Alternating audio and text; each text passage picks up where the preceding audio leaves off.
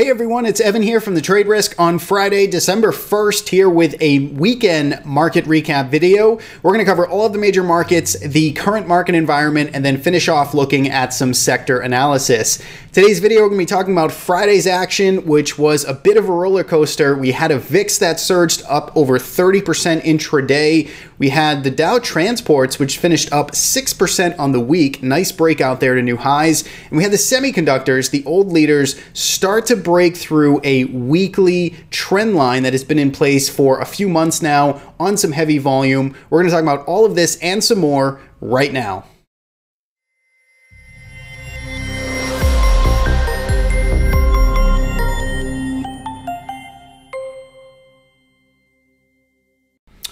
All right, let's jump in here with the S&P 500, the SPY ETF. You can see we finished down just 55 cents on the day, but if you're just looking at the final print, you miss a lot of what went on today. Take a look at the range here, this candle on Friday. That wasn't a misprint. We actually did trade down sub 261 today, and it was a pretty volatile session. We can thank Mr. Michael Flynn for that on his testimony that really threw the market for a bit of a ride when it started reaching those headlines. And we also had the Senate voting on the tax bill today, which is still yet to be seen on the final outcome there. It could be happening shortly after I post this video on Friday evening when we start to get the results from that. So we had a handful of catalysts that the market dealt with today, and ultimately we came away almost unchanged here in the S&P 500, which is quite remarkable. But if we look at the range here, you can see even though it was a pretty exciting day with this candle, it really only did retrace about 3 or so days of price action. We came back and effectively retested the lows from Tuesday. They held, buyers stepped in, and of course we drove higher, finishing just down slightly on the day. So if we look at the volume, you can see very large volume coming in today, 150 million shares, pretty, a pretty impressive amount. You're going to go all the way back to basically May of earlier this year to find a day that matches that kind of volume that we put in the spiders today. And it was the first of the month for December, so we're starting to get down into the end of the year. Lots of other, reasons of rebalancing and kind of tailoring up towards those year-end stats could start to factor in here as we start to finish off and wind down the 2017 year. So if we go to this weekly chart first, you can take a look here. We've still finished up 1.5%. Basically at the lows today, we were flat on the week. We got as low as about 1.5% down here in the S&P 500. That would have put us about flat on the week, which wouldn't even be a horrible thing just given the amount of run that we've had over the past several months or so. But still, again, we did get that drive off of the lows.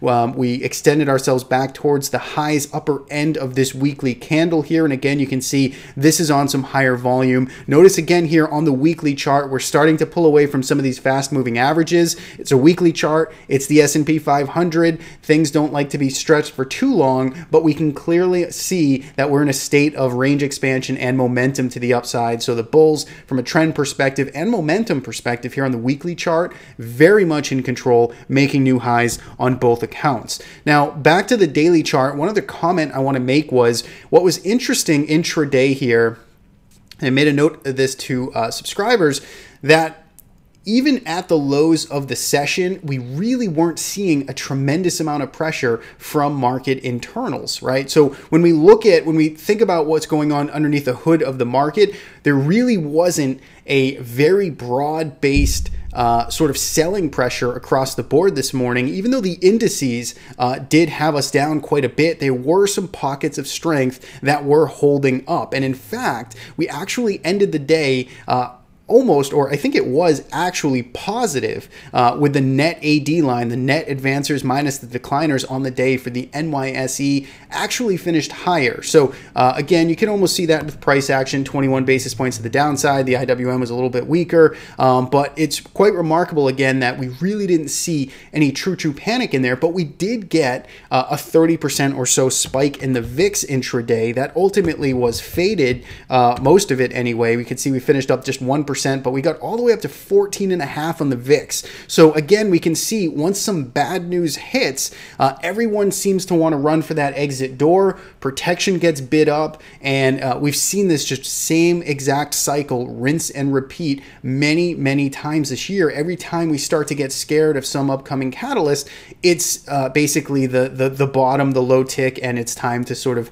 buy the dip and rally back up. At some point, that will change, right? At some point, buying the VIX and up 30% will turn into up 70% and 100%, and the VIX will double and the market will actually fall. It will happen, but timing it is extraordinarily tough. It's really just goes to speak to seeing this pattern over and over again, position sizing accordingly, and basically managing your outstanding risk so you can navigate through times of uncertainty like today. So basically, the long of the story is lots of volatility, but at the end of the day, if you're looking at closing prices, nothing really changed here with the actual price structure. Could it be the start to a change in market sentiment and character?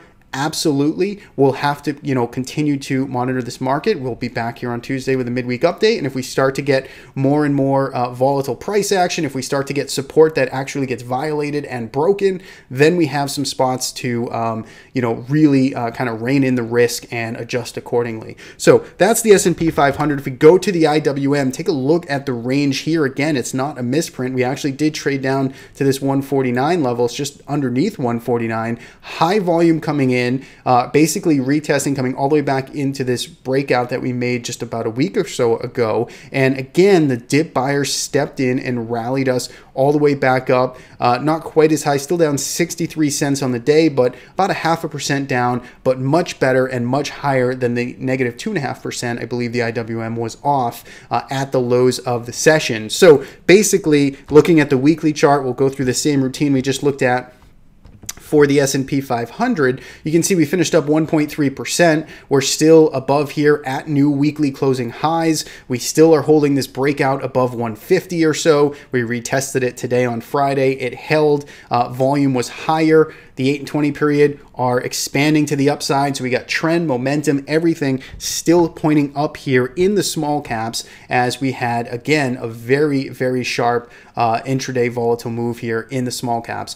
In terms of our position that we had here in the Russell, we exited the remaining today right around 152 or so, or a little under 152 is intraday is where we exited the remaining 40% of this position we had on. We got involved in it in early November here on this reversal, sold a bit here, sold a bit up here, and then exited the rest today. We're not a bear, we're not flipping short, anything like that, just reducing exposure in the overall portfolio. We still have other longs and we're still long this market, just not with the IWM outright anymore. Going forward, basically looking at this market, the lows from today, 150, this is the area to pay attention to. So if you're really short or intermediate term, I think that's kind of your line in the sand. If we started to break back below these highs that we made in early October, late September, right around 150, 150.50 or so, that would be concerning to me. But as long as we stay above there, I think there is basically room to the upside. This trend can continue. So pay attention to that area going forward into next week, into the year end.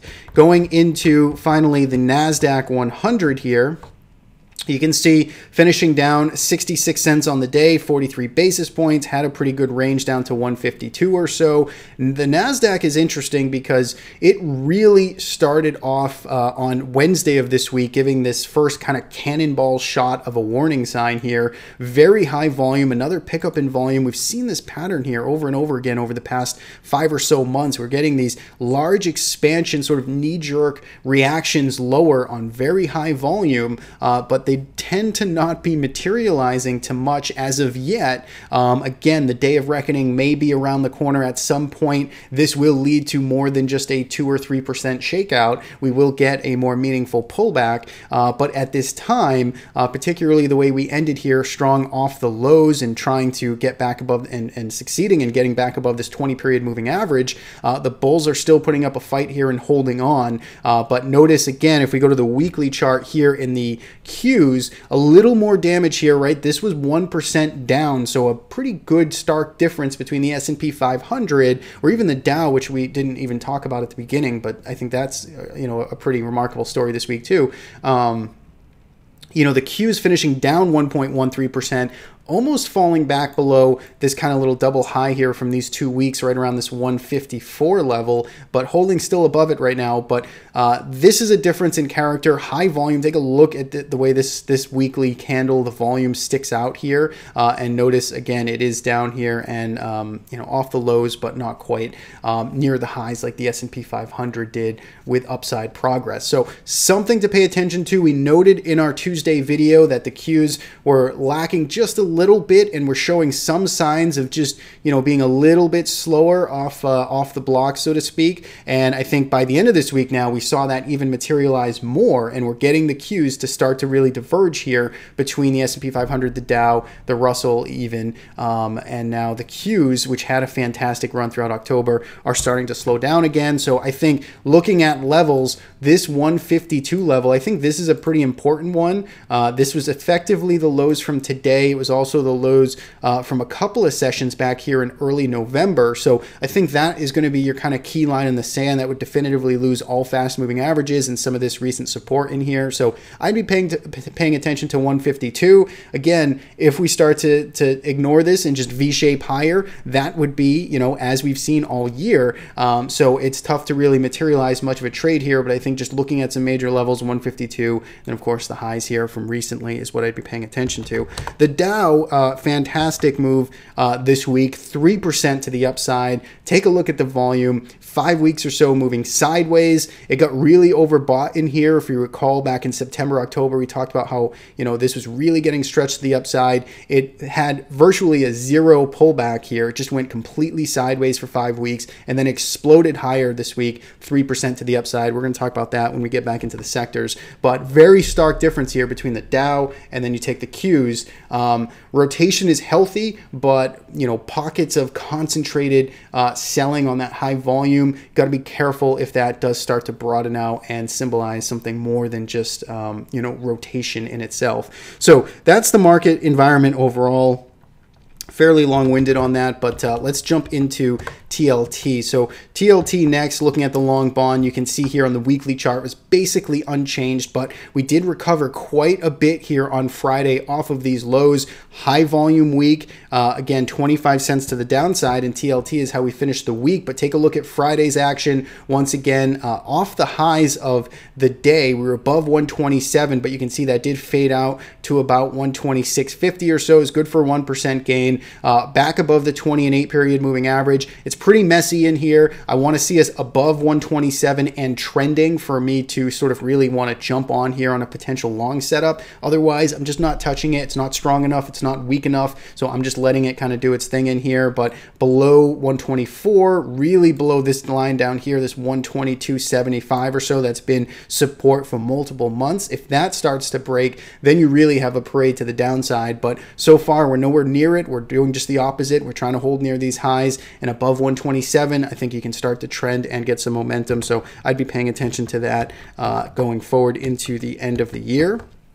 GLD having a pretty loud day here as well on Friday, popping up a little less than 0.5%. You can see it lost this trend line on Thursday, and then it's trying to get back above it today. Good volume coming in.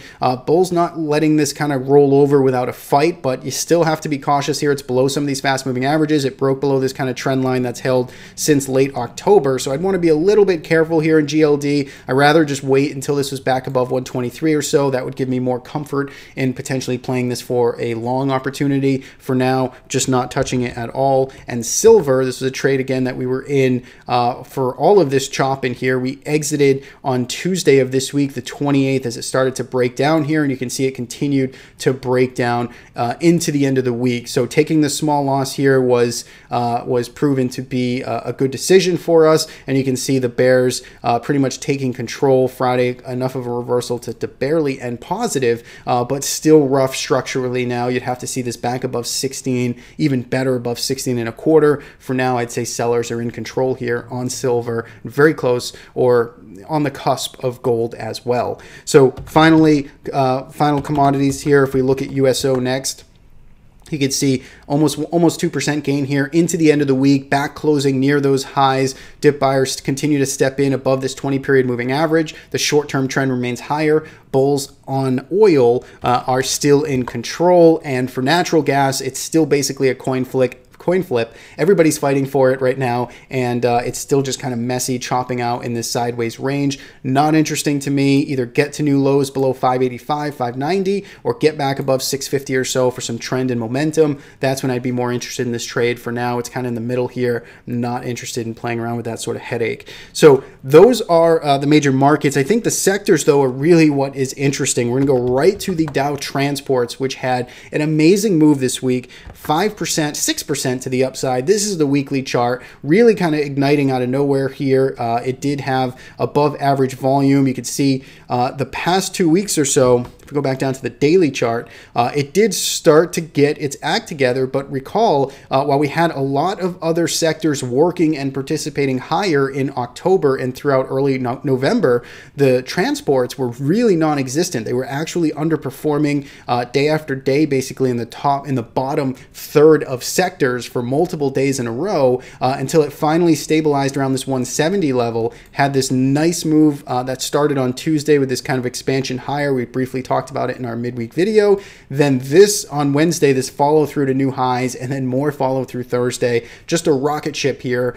And after the move that we saw today, it's really just kind of risen to the top end of the relative strength list in terms of sectors. So transport's really strong. Next, financials, also a very explosive week. It started on Tuesday. We talked about it a bit in our midweek video. This was Tuesday's session. We saw good volume come in, nice expansion higher, 2.6% to the upside. And then we just followed it up with more new highs and more volume pouring into financials here. So this bodes well if we look at the weekly chart here as it stretches itself to new highs. Maybe it needs to cool off a little bit. Maybe it's tough to chase right now, but it remains hot. It managed to finish the day green here on Friday after coming back down and filling this open gap from Wednesday. So financials, real strong here, emerged as a leader. XLI as well. Again, we talked about the beginning of this move on Tuesday as tech started to sell off and semiconductors started to sell off. We saw rotation or a tremendous amount of strength really step into these industrial, to these Dow components really with this, with the industrials, the banks, financials, transports, airlines, all that good stuff. So XLI, again here, if we go to the weekly chart, 3% to the upside, breaking to new highs, high volume coming in. It pulled back nice and steady for about 4 or so weeks of the 20-period moving average, picked itself up a little bit last week, and then really followed through with some strength and authority here on this week. It did pull back a little bit harder here on Friday, but notice still off of the lows of the session and still well above some of those fast moving averages.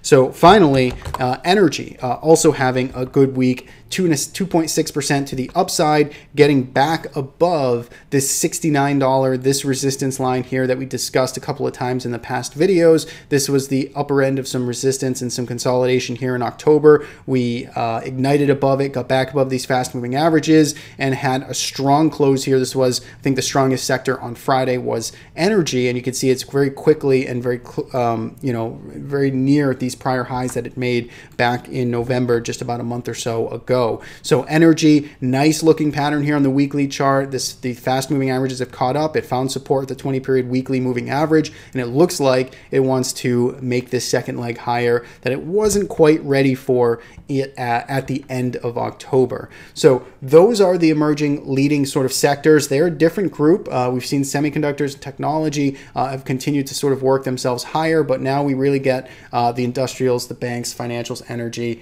and transports. On the downside, significantly, is the semiconductors. If we're looking at the SOX, you could look at SMH, whatever you want to look at, but basically note the volume that came in this week. You have to go all the way back really until 2013, 2011 before you got a high enough really right back in 2011 where you had a 6 million shares traded in SOXX. If we go to the semiconductors, let's see if that holds up. We saw 41 million shares trade here in SMH, which you'd have to go Yeah, pretty much back to the 2011 era as well, since we've seen so much volume really pour into that. But you could look at either one. If we look at the SMH now, because we're on it, this is the weekly chart, and take a look how steady this weekly uptrend has been. And notice the sharp, abrupt move back below the 8-period EMA and getting a weekly close below it, which is basically the first time since August of this year, when it did it a little more gracefully here with a you know, a more gradual sort of pullback underneath it. This one was a bit more sharp. It did have, you know, it was quite frothy, right? It continued just to extend itself to new highs. If we look at where it's at on the year, you can see SMH is still up almost 40%. Before this week, it was up over 40%. So it's had a remarkable run to the upside. And notice the bulls aren't just letting this completely roll over here. We did get a reversal in the SMH today as well. Still finished down 1%, but well off of the lows of the session. But change of character, a little bit of a mix up here. You got to pay attention to it if you're an active trader. Look for this for some, you know, more volatile opportunities, but also respect that this trend line is broken and give it some time to see if those dip buyers do step back in and support this market. So that's it. I mean, we can look at XLK real quick. That was the only other one. Very similar to the NASDAQ 100 though. You can see again, very loud day to the downside on Wednesday. No real follow through below that. Tried to, you know, break down here on Friday, but bulls stepped in. So those are the two laggard sectors. You get the semis and technology, which started to get a little bit out of favor as some of those other sectors of the market we talked about really picked up some steam. So that's it for today's video. Hopefully you guys navigated this week. It was a strong week to start us off, and then we got a little bit of that volatility creep in here into the end of the week. We still got the Senate tax voting, which you know, should be, I assume, done this weekend, but who knows? Maybe it gets kicked into next week, and we'll have to navigate to see how that throws a wrench, if it throws a wrench into any of this. So thanks again for watching. If you like the videos, do subscribe to our channel. Have a great weekend, and talk to you again on Tuesday.